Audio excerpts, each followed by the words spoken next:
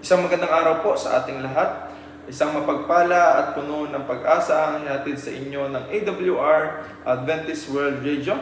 Ito po ang programang Ang Tinig ng Pag-asa. Samahan niyo po kami sa 60 minuto ng pag-aaral at pagsihimpapawid ng mga ginintuan at praktikal na mga gandang aral para sa buhay nito. Sa ngalan po ng AWR at sa leadership ni Sir Louis Benitez kasama mga AWR broadcaster at ng radio station 103.3 radio natin sa Blayan, magandang hapon po ang aming bati sa lahat ng mga masugid na taga-subaybay ng programang ito saan man sa mundo. Ako po si John Marloel Fitisan ng Humilya at samahan niyo po ako sa pag-aaral nito. Ako po ay chaplain ng Manila Adventist College at gusto kong gamitin ang oportunidad nito para i-promote ang ating paaralan. Gusto mo bang mag-aral ng kursong nursing na hindi na kailangan lumayo at pumunta sa Maynila? Narito na ang magandang oportunidad na iyong inaabangan. Dito sa Sablayan Occidental, Mindoro, bukas na ang pintuan ng Manila Adventist College, Mindoro Campus. Edukasyong de kalidad, nakaugat sa pananampalataya at tunay na may malasakit sa paglilingkod. Ang MAC Mindoro ay may government permit mula sa Commission on Higher Education. Pangalawa, may mga modernong pasilidad na payapang kapaligiran perpekto para sa seryosong pag-aaral. At ikatlo, ang mga guro't kawani ay handa kang hubugin hindi lang sa iyong talino kundi pati ang iyong pagkatao. Sa MAC Mindoro, matutupad ang iyong pangarap na maging isang nursing professional batay sa 5 core values: integrity, compassion, excellence, balance, and stewardship. Dahil ang tunay na edukasyon ay naghahatid ng buong pagkatao para sa paglilingkod sa Diyos at sa kapwa. Kaya, huwag na magpahuli. Mag-enroll na sa Manila Adventist College, Mindoro Campus. Ito ay matatagpuan sa Barangay Poblasyon sa Blayan Occidental, Mindoro. Bisitahin ang www.aims.macedu.ph. Yung may pag-unahin sa cellphone number na 0927-355-3296 o mag-email sa mindorocampus@mac.edu.ph. So, lahat po ay welcome na mag-aral sa ating sariling paaralan. Bago po yan, ay gusto ko pong batiin ang lahat ng mga nakikinig, mga faculty and staff ng Manila Adventist College, ang mga students, again po ang aking pamilya na nasa Oriental Mindoro. So, magandang hapon po sa ating lahat. Bago po tayo magsimula ng ating pag-aaral, tayo po muna ay manalangin. Let's pray. Dakilan ay Panginoon na sa mga langit. Kami po ay nagagalak sapagkat amin po kayong nakasama sa oras na ito. Akin pong hinihiling Panginoon na inyo po kaming patuloy na bigyan ng banal na Espiritu upang aming lubos na maunawaan ang lahat ng aming mga sinasabi at mga pakikinggan, Panginoon. Akin pong dalangin na inyo po kaming buksan ang aming mga puso at isipan at amin pong ma-apply ang lahat ng mga bagay nito sa aming buhay bilang isang Kristiyano at naghihintay sa inyo napakalapit ng pagdating. Palain Panginoon mga lahat ng kikinig sa oras nito ang napiling namin sa Panginoon Jesus. Amen. So ang atin pong gagawing pag-aaral ay matatagpuan po sa libro ng ating propeta na walang iba kundi si Ellen G. White na may title na Mind, Character, and Personality, Volume 1. So ang title po natin ay nakaugat sa chapter 10 ng librong ito na merong subtitle na Understanding. So, meron dito mga sinasabi ng mga bagay kung paano natin i-handle yung mga ugali ng mga taong nasa paligid natin. Unang-una, sabi dito, it is the nicest and most critical work ever given to mortals to deal with minds. So, may kita natin, maraming tao ngayon, tila bagang parang ang hirap intindihin ng kanilang mga iniisip. At isang challenge yun sa atin, sa ating mga nagbabasa ng Biblia, sa ating mga Kristiyano, kung paano natin yun bibigyan ng tugon. And sabi dito, ito ay isang bagay na binigay sa atin ng Panginoon para maging pagpapala sa mga taong ito. Those who engage in this work should have clear discernment and good powers of discrimination. Tayo ay binigay ng Panginoon ng kakayahang mag-isip kung paano natin ibibigay sa mga taong ito yung tamang pagdedesisyon, kung ano yung dapat nating gawin sa kanila, at kung ano yung dapat nating ibigay sa kanila na kanilang kinakailangan. Why? Because we are not just dealing with actions, we are dealing with hearts, thoughts, and eternal destinies. So yung ating ginagawa ngayon sa kanila ay meron itong malaking impact, hindi lang sa kanilang isip, kundi sa kanilang puso. At maaaring maapektuhan ito once na sila ay nagkaedad na. Maaari din nila itong may turo sa kanilang mga anak. Kaya napaka-importante na sa kalagayan nila ngayon, dapat natin silang i-handle ng maayos at tama. Kasi kung mali ang ating pag-handle sa kanila, ay maaari nila itong may apply sa kanilang buhay at may turo ito sa mga anak nila. So napaka-importante na dapat natin silang alalayan sa lahat ng kanilang mga nagiging desisyon sa kanilang buhay. Sabi dito, true independence of mind is element entirely different from rashness. So meron mga tao na napakabilis magdesisyon.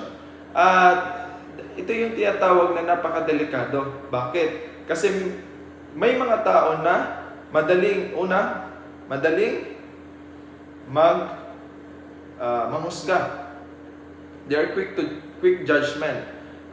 Sabi sa Proverbs 18:13, he that answered a matter before he heareth. Ito yung mga taong hindi muna nag-iisip bago magsalita. So ano ba yung mga example nito?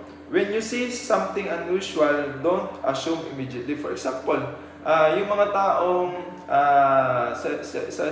kapag oras ng pagsamba, katulad ng isang taong nalik dahil sa kanyang mga ginagawa, dahil nakipagkwentuhan pa sa labas, minsan iniisip natin, tayong mga nasa loob ng church, iniisip natin itong taong ito ay nalik dahil nakikipagdandanan sa labas, hindi agad pumapasok sa church.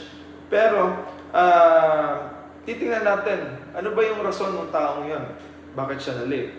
At ganoon din ay katulad ng isang klase natin na parang umiiwas sa atin. Minsan pinag-iisipan agad natin ito ng masama. Katulad din ng isang mahal natin sa buhay na hindi agad nag-reply o na-late ang kanyang pag-reply. Minsan iniisip agad natin na ayaw niya tayong kausapin, ayaw niya tayong bigyan natin, wala siyang time para sa atin. And next is yung speaking without thinking. So, makikita natin dito na sa mga argumento, kinakailangan na huwag tayong mag-react agad-agad. At ganoon din sa mga group chat, sa mga message sa mga group chat. So, once na merong nag-message sa atin na hindi natin nagustuhan, kinakailangan natin pag-isipan muna natin kung ano yung ating i-reply. At katulad din sa mga meetings, kinakailangan huwag tayo agad basta-basta magdedesisyon. Kinakailangan natin mag-ingat. At sabi dito, yung pangatlo is yung gumagawa tayo ng isang bagay na hindi agad natin hinihingi ang gabay ng Panginoon. Hindi tayo na nanalangin. Napaka-importante na sa buhay natin, kinakailangan, bago tayo gumawa ng isang bagay, kinakailangan idinadalangin natin sa Panginoon. Sa mga pagdedesisyon natin sa buhay, sa pagpili ng kurso, kinakailangan natin ipanalangin muna agad ito sa Panginoon. Kinakailangan na magkaroon muna tayo ng pagtigil o kinakailangan na tayo ay mag-stop muna ng mga 10 seconds para bago tayo mag-desisyon. Sabi nga sa Proverbs 3:5-6, trust in the Lord and He shall direct my path. So kinakailangan na bago tayo gumawa ng isang desisyon, bago tayo magbigkas ng isang salita sa ating mga bibig na sa ating kapwa, kinakailangan muna tayo mag-pause at manalangin sa Panginoon. Sabi dito ay kinakailangan din na, for example, meron tayong mga arguments na mga pinag-aawayan, kinakailangan nating manalangin or mag-stop in 3 seconds before responding. And also lower your tone. Kinakailangan, napaka-importante din na yung ating boses ay hindi ganun kalakas at dapat malumanay.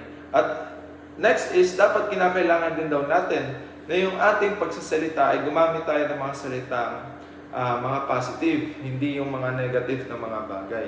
So sabi dito, yung rashness daw ay, ang isip ng isang tao is, ay, alam ko na yan, kaya sinalita ko na agad yan. And next is, yung discernment daw, yung true discernment says, let me understand first. So may kita natin dito, sa dalawang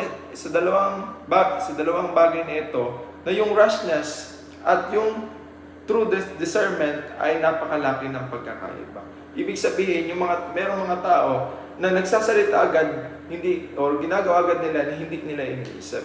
At ang true discernment daw, ito daw yung mga tao na kung saan, bago nila gawin ang isang bagay, pinag-iisipan muna nila ito.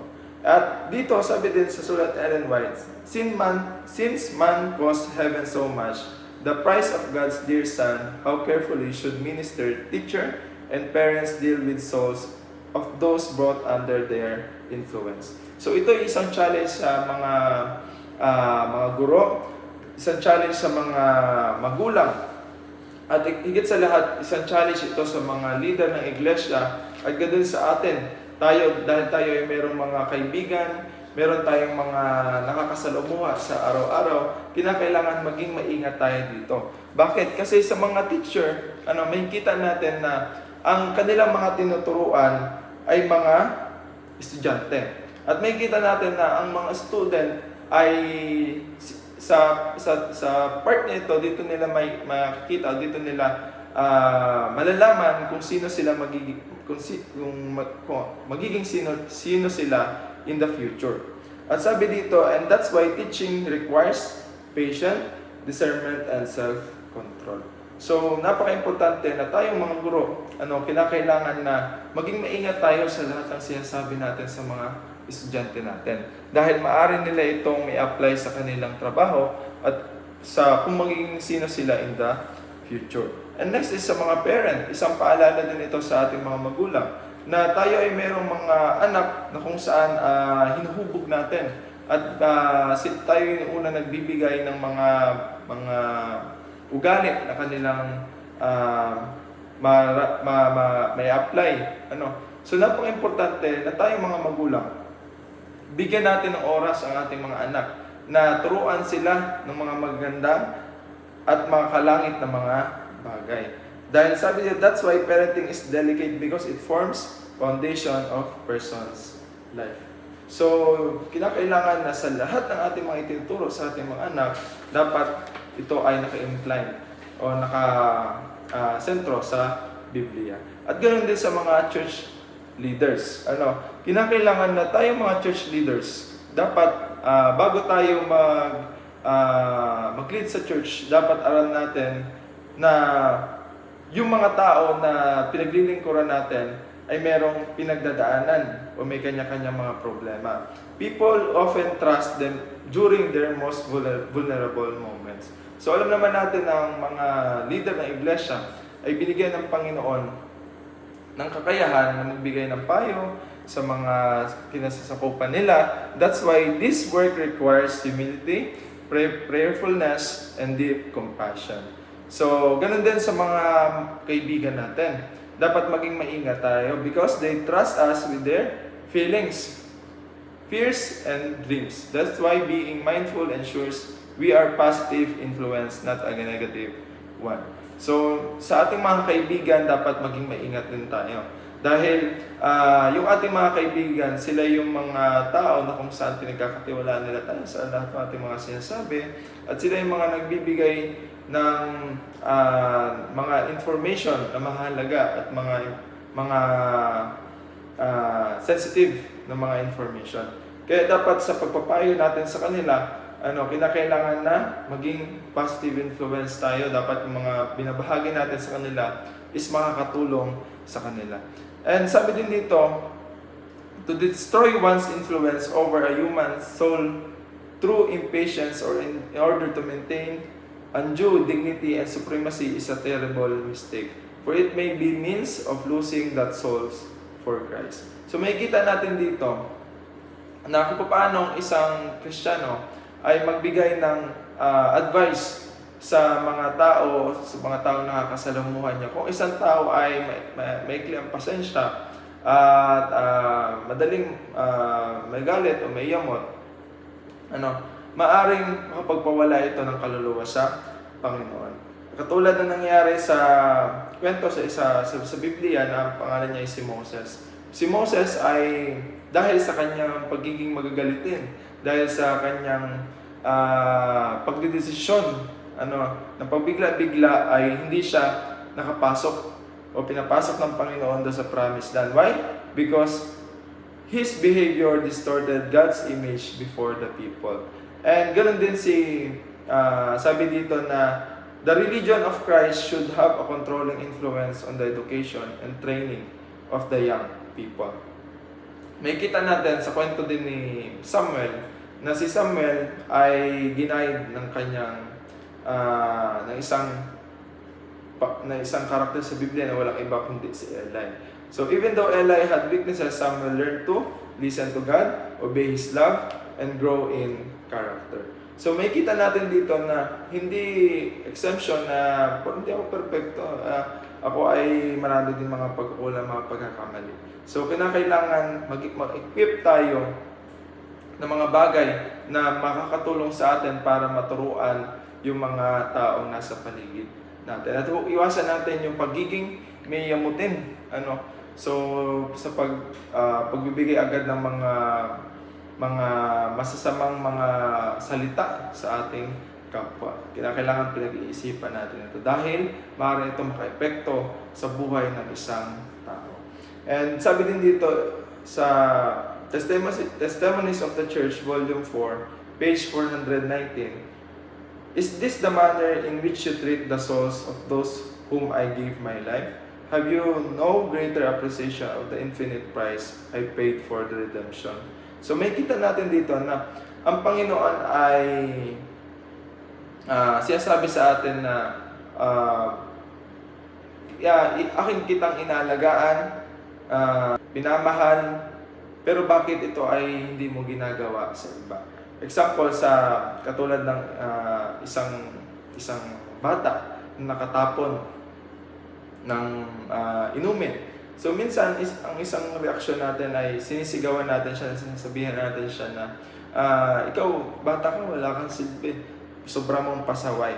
Pero ang tunay na dapat nating sinasabi sa kanila is alam natin na yun ay isang aksidente lamang. And bibigyan natin sila ng payo na sila ay maging maingat sa susunod. So, kinakailangan din daw dito na sinasabi dito sa sulat ni Ellen White that doctors should seek to add daily to his stock of knowledge and to cultivate courteousness and refine of manners. So, alam naman natin na ang isang doktor ay hindi siya tumitigil, hindi porke makagraduate na siya ng pag-aaral, is tumitigil na siya sa pag-aaral ng iba pang bagay. So sabi dito, a doctor should never stop learning. So they keep improving their skills, stay updated and grow intellectually. And ganun din tayo sa pakikitungo o sa pakikipag-ugnayan natin sa ating kapwa. Kinakailangan araw-araw natututo tayo. Araw-araw nakakakuha o nakakapulot tayo ng mga gandang aral doon sa mga bagay na na-experience natin. And kinakailangan lahat ng mga Kristiyano o mga ministro ay mag-reflect sa mga bagay na ito and don't expect too much from those who are still groping in the darkness of error. Alam niyo ba na merong mga leader na iglesia, mga ministro, na nag-i-expect agad sila sa isang tao na itong taong ito, pagkatanggap sa Panginoon, ay dapat sila ay mababait na, dapat nakakasunod na sila sa utos ng Diyos, dapat pinamumuhay nila ito araw-araw. Pero sinasabi dito sa ating lesson na kinakailangan ang mga ministro, mga leader ng iglesia,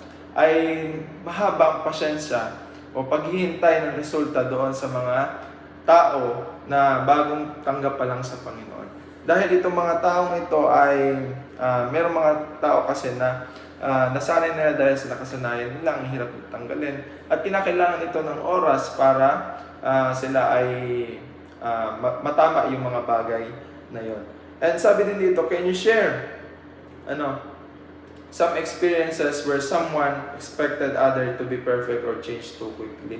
Meron akong na-experience na merong isang tao sa iglesia na kung saan itong taong ito, pagkatapos tumanggap ng mga nabinyagan, pagkatapos sila na bautismuhan, itong kilala kong taong ito ay minsan dahil sa kagustuhan niya na makita agad sa ugali nitong mga nabinyagan, yung isang ugali ng Kristiyano ito ay pinagsabihan niya sa harap ng maraming tao, at ang naging reaksyon ng mga nakapakinig ay sila ay nagulat.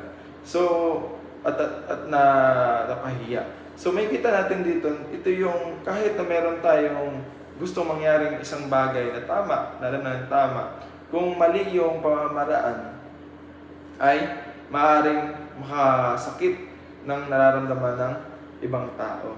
So, sabi din dito, don't expect instant obedience or full transformation. It is the Holy Spirit who convicts, teaches, and transforms the heart. So, sa pag-deal natin, sa pagkikitungo natin sa mga tao, kinakailangan maghintay tayo sa tamang oras at huwag natin itong madaliin. Dahil ito ay, maaari natin sila bigyan ng advice, pero hindi hindi trabaho natin na i-convict yung kanilang mga puso na magbago. Dahil ito daw ay gawain ng banal na Espiritu. And only He who reads the heart knows how to bring men to repentance. Alam naman natin na bagamat makikita natin yung resulta ng ating mga ginawang pagtuturo sa kanila, pero ang Panginoon, only God truly knows the heart. So meaning we cannot fully understand people's inner struggles. Only God sees their pain, motives, and hidden battle. That's why real change comes from God working in the heart, not just from human effort. So kung sabi nga dito sa Samuel 16:7, man looks on the outward appearance, but the Lord looks on the heart.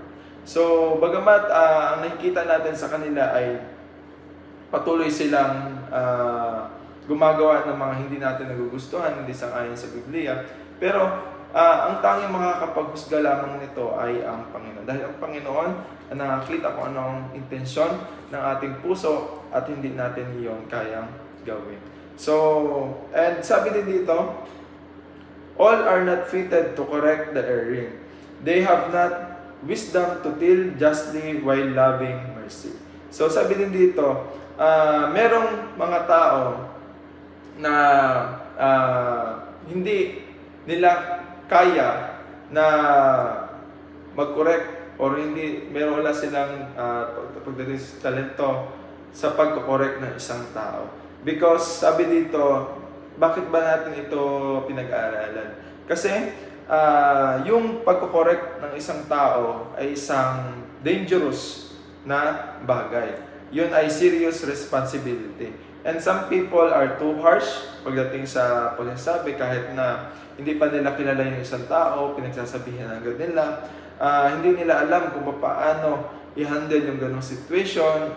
Minsan sisigawan agad nila, na hindi nila alam na yung taong yun pala ay merong pinagdadaanan. And they react based on emotion rather than love. So minsan may mga leaders sa iglesia, minsan tayo din sa mga tao, minsan dahil tayo ay madala ng emosyon, minsan kung hindi na natin iniisip yung ating mga sinasabi. Kaya napaka-importante na bago natin gawin ang isang bagay ay mag-isip muna tayo. So instead of helping, they hurt and discourage that person. So akala natin minsan yung ating kagustuhan ay para matulungan sila, yun pala ay hindi sa pagtulong, kundi mas lalo itong nakasama sa kanila. So when correcting someone, tanungin natin kung ano ba yung kanilang nararamdaman, kung ano ba yung kanilang mga problema during that time. Are they weak or rebellious? Sila ba ay meron ba silang naging past experience? Bakit nila ginagawa yon? And do they need comfort or warning? Dahil meron mga tao na hindi naman nila kailangan yung sinasabi mo. Ang kailangan nila is yung presence mo na. And I am speaking with love or frustration. Kaya napaka-importante na sa hawak ng isang emosyon ng isang tao o sa pagbibigay ng advice sa ibang tao o pagtatama sa kanilang ginagawa, kinakailangan pag-isipin muna natin. Sila ba ay handang makinig? Sila ba ay mayroon bang na-experience na problema? And kinakailangan doon natin ilagay o i-base yung sagot natin sa kanilang problema. At kinakailangan ipakita din natin sa kanila concern tayo na meron tayong care sa kanilang nararamdaman. And sabi dito, there are more difficulties in this work than in some other branches of businesses. But the lessons learned, the tact and discipline acquired will fit you for others' fields of usefulness where you can minister to the soul. So, kinakailangan din dito na sabi dito na ang isip ay hindi katulad ng isang makina. So, ang isip ay ramdam sila. They are emotional, sensitive, and influenced by tone, attitude, and behavior.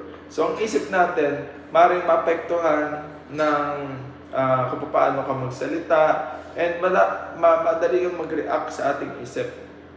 At ito ay maaaring bigay ng trigger para yung mga taong sinasabihan natin ng mga bagay na iyon ay sa halip na ma-comfort is lalong magalit. And that's why it's not just what you say, and it's how you say it. So, napaka-importante na ang mga tao ay minsan may mga tao na hindi sila wala silang pakialam kung ano yung laman ng message mo. Mas importante sa kanila kung paano mo i-deliver yung iyong salita sa kanila. Kaya dapat kinakailangan na mag-ingat tayo, maging mahinahon tayo sa pagbibigay ng advice sa kanila. Paano natin i-handle yung kanilang situation. And sabi din dito, the teacher will meet people with impulse, impatient, pride, selfishness, and undue self-esteem. So dito may mga teachers na mayroon kayong ma-encounter na may mga tao na iba't iba ang kanilang ugali. Merong mga students na merong impulsive behavior. So merong mga tao na sila ay naggumagawa agad ng isang bagay na hindi nag-iisip. Meron din mga impatient. So ito yung mga kukunti ang pasensya. At ganoon din, meron din mga students na proud or selfish. Ito yung mga taong naka-focus lang sa kanilang sarili and over self-confident. At ito naman yung mga taong walang hiya na mga tao, yung sobra yung confident nila sa kanilang mga sarili. And kinakailangan natin na malaman na mayroon talagang mga ganitong mga tao. At kinakailangan mag-respond tayo ng tama sa mga taong ito. At kailangan natin pag-aralan ang kanilang ugali. Sabi nga sa Proverbs 22 verse 6, merong isang payo dito sa mga magulang, ganda sa mga teachers, na kinakailangan habang bata pa, ang isang bata ay turuan na natin sila kung ano yung daan na dapat nilang lakaran. At dahil bakit? Kasi once na sila ay lumaki, ay hindi na natin sila pwede natin silang pangaralan, pero hindi natin pwedeng baguhin yung mga ugali na kanilang kinakain. Mahirap nang baguhin yung mga ugali na yun. Kasi nung sila ay bata pa, hindi na natin agad sila naturuan. Kaya every time na sila ay habang sila ay bata pa, kinakailangan na sila ay ating turuan. Turuan ng kung ano yung mga bagay na dapat at hindi dapat. And of course, sabi dito, characters of the children to such discipline is to live upon the mind scars and bruise that will never be removed. So may kita natin dito na yung utak ng isang bata o ng isang kabataan ay sensitive. At yung mga bagay na sinasabi natin na nababanggit natin sa kanila ay maaaring makapag-iwan sa kanila ng mga sugat na kung saan itong mga sugat na ito ay may maaaring hindi na gumaling or magkaroon na ng peklat. At yun ay mananatili sa kanilang isip at madadala nila yon sa kanilang pagtanda. Kaya nga, children and youth are,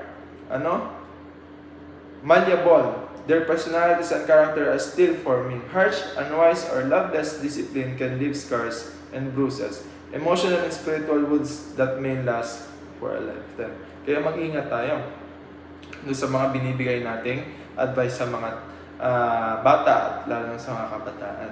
Kaya pag-isipan natin, mag-aral tayo, magbasa tayo ng mga tamang mga payo lalo na sa Biblia kung ano yung ating ibibigay sa kanila. So, mahaba pa ang ating pag-aaral. So, magkakaroon muna tayo ng kaunting oras para mapakinggan ang isang natatanging bilang.